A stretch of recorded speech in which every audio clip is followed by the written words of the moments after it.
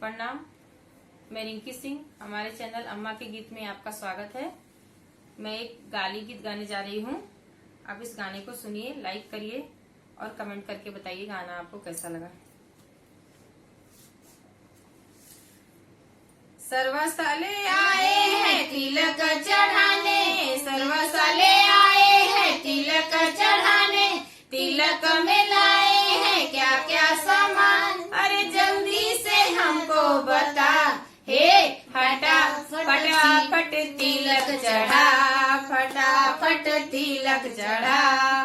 खाली बाभी I P की भरल बा सामान, खाली बाभी आई पी की भरल बा सामान, कौन कौन आइटम के करेला बखान, जल्दी से हमके बता, हे हटा फटाफट तिलक चढ़ा, फटाफट तिलक चढ़ा।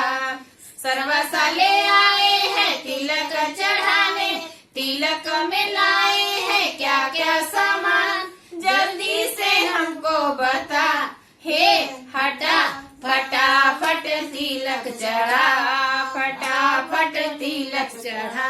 खाली बा कार्टून की भरल बा सामान, कौन कौन आइटम के करेला बखान, जल्दी से हमके बता, हे हटा फटाफट तिलक चढ़ा, फटाफट तिलक चढ़ा।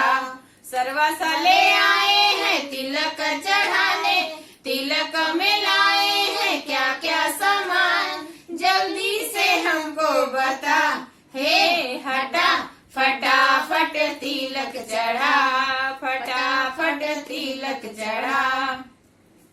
पढ़ना।